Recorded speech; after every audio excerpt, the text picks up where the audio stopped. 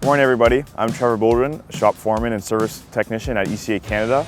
It's a beautiful morning here at ECA Philly, and we're going to be reviewing the daily inspections for BG and RTG equipment. Following the guidelines in the manual will promote longer component service life and prevent unscheduled downtime. Prior to starting up the equipment every morning, you should do a visual check for any signs of damage. Damages can include dents, which indicate a component has experienced a force it was not designed to take. Component straightness, such as mast rails, railings and walkways, and track pads, which may indicate fatigue or that a component needs adjustment or replacement. Or other signs of damage, such as corrosion, rust, or even discoloration due to high heat and high friction. While conducting these visual inspections, you should also keep an eye out for any evidence of leaks.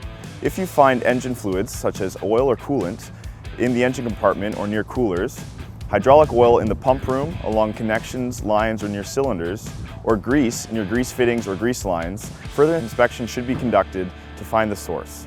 While on the topic of fluids, it's important to check your operational fluid levels before startup each day.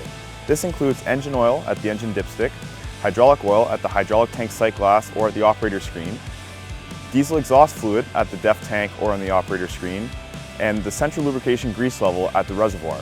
Ensuring these are within their operational ranges will prevent any costly surprises throughout the day. The next step in the inspection should be to check for any loose, missing, or improper connections.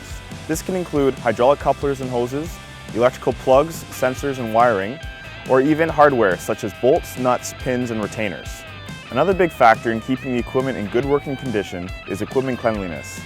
Any dirt or debris found near moving components such as track rollers or the KDK barrel, sensitive components such as sheaves or cylinders, and service points such as grease nipples or connections should be cleaned off immediately. Cleaning this will prevent any buildup that could cause damage or even contamination. The guidelines in the manual will also provide intervals, locations, and grease types for any components requiring additional lubrication. These can be things such as swivels, shivs, or rotating equipment such as your process equipment. Whether it's a hammer, a drill, or another attachment, adequate lubrication is essential for smooth operation. Another important note is to inspect any wearable and adjustable items on the rig. This can be like your wear strips that ride up and down the mast rails on the sled, or those that sit between the gearbox and the yoke on a vibrational hammer, even down to something like the tension of the crawler tracks. Lastly, it's crucial that all wire ropes be inspected prior to each use.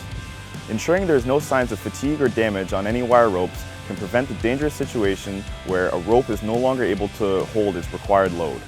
Following these guidelines and any other notes inside the manual will ensure the safety of those working in, on, and around the rig on a daily basis. Thank you for joining us today. Please remember, the ECA team is always available for service, parts, sales, and support. If you have any questions, please contact your local ECA representative.